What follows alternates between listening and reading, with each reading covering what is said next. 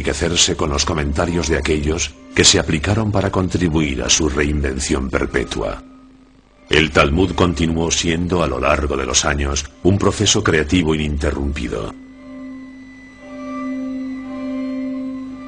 Desde Jerusalén y Babilonia, el Talmud empieza su largo exilio. Constantinopla, Salónica, Corfú, Mesina, Siracusa, la costa africana.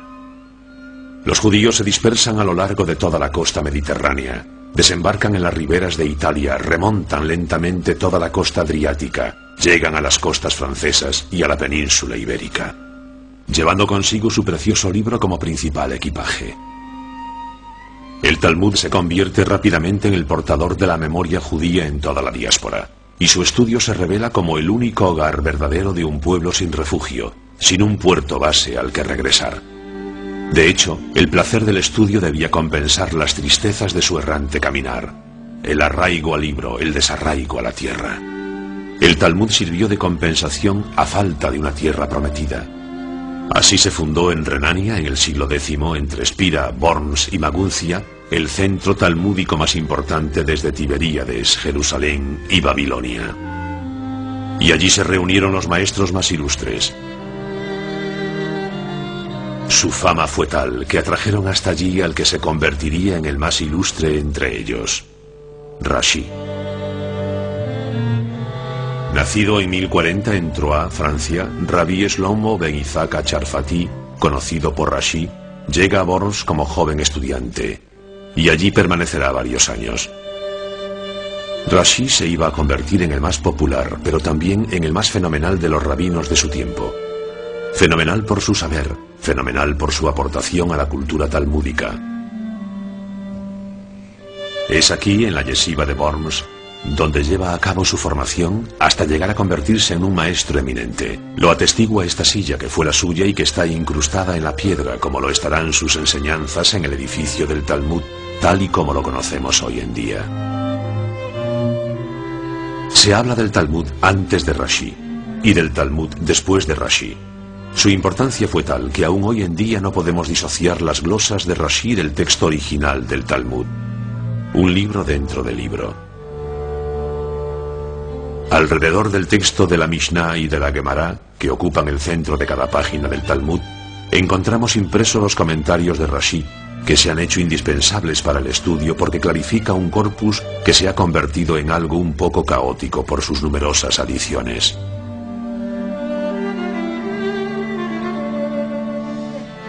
Rashi, el niño prodigio, reconocido por los sabios judíos y no judíos de su tiempo por su inmensa erudición, contribuyó al reconocimiento del espíritu de universalidad del Talmud.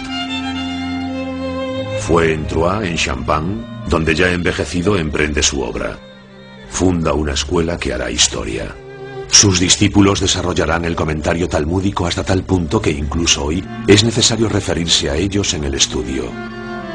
Con Rashi el Talmud, ya atemporal de por sí, se hizo universal. Pero imaginémonos que fuese de noche, como dice Rashi. Entonces el blanco puede ver que está blanco, pero el negro lo tendría más difícil. Pero si el negro no se ve, podrá concluir acertadamente que está negro. Sí, pero el blanco también. ¿Eso qué quiere decir? Que no hace falta que amanezca para que se vaya a lavar. Eso fue justamente lo que dijo Rashi. ¿Tú crees? ¿En serio? No.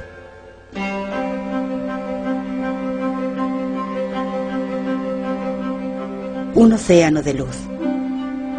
Si la Torá refleja la luz divina, el Talmud canaliza esa luz y la hace suya. Como el mar hace suyo el fuego del sol.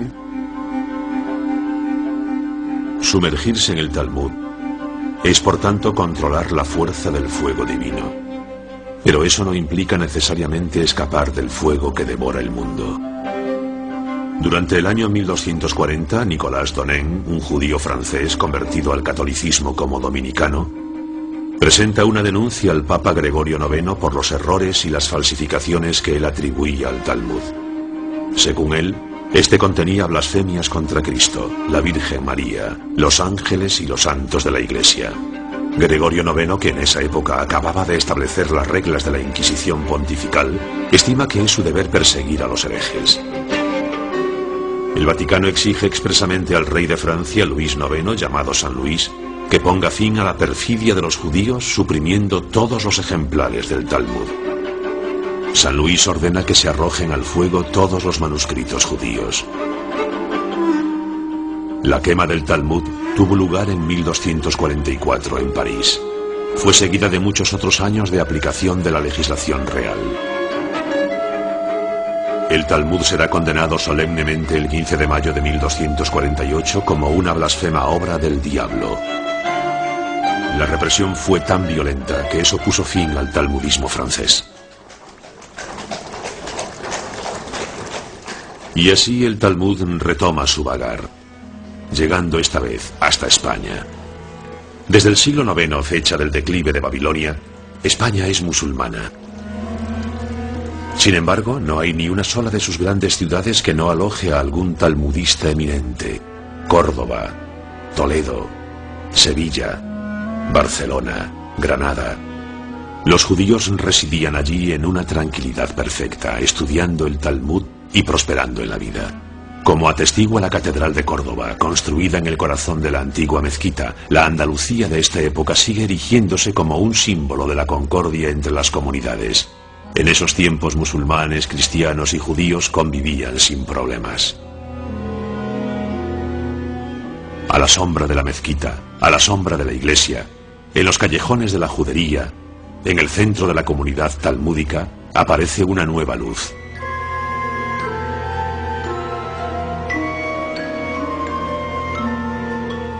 Mosé Maimónides se yergue como una estrella en el firmamento de la Edad de Oro andaluza. Nacido en Córdoba en 1135, se convirtió en la mayor figura intelectual del judaísmo medieval español. Sus obras, entre las que se halla la Guía de Perplejos, adquirieron una gran importancia a los ojos de todos, judíos, musulmanes y cristianos. Su código de la ley, la Misne Torah, jugó un importante papel en los escritos de los filósofos de diversas orientaciones y de los eruditos religiosos de todas las confesiones, y todo eso durante generaciones. El que lea mi libro conocerá toda la Torah y todos sus comentarios, decía Maimónides sobre su Misne Torah. Tanto Rashi en Francia como Maimónides en España se vieron empujados por la misma preocupación de la universalidad. Los dos deseaban que el Talmud saliera de la sinagoga para ponerlo a disposición de todo el mundo.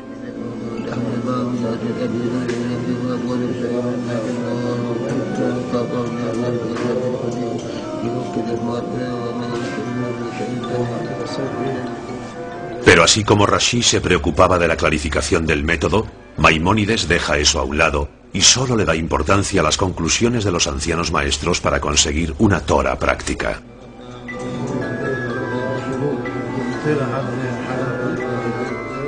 Mi objetivo es ser tan conciso como completo, dice Maimónides, para que el lector pueda verse directamente orientado sobre todo lo que el Talmud ha instituido y confirmado, sin tener que pasar por todas las discusiones de los sabios que podrían perturbarle el razonamiento.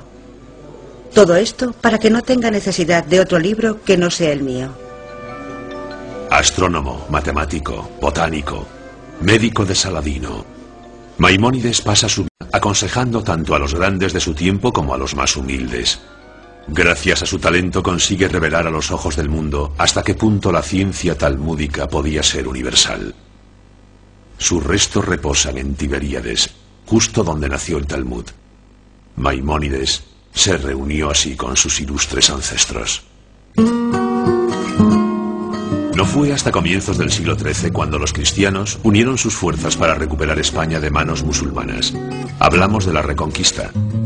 La unificación de España se produce después del matrimonio de Isabel la Católica y Fernando de Aragón en 1474. Ella conseguirá que los musulmanes sean expulsados definitivamente en enero de 1492. Cogidos en la tormenta de la renaciente Inquisición, bajo las órdenes del Vaticano, los judíos también serán desterrados de España ese mismo año. Huyen salvando del desastre a su única riqueza verdadera, el Talmud. Expulsados de España, los judíos y su Talmud se dispersan. Entre los destinos privilegiados se encuentra Venecia. ¿Por qué Dios dispersa a su pueblo sobre la superficie del mundo?, pregunta el discípulo.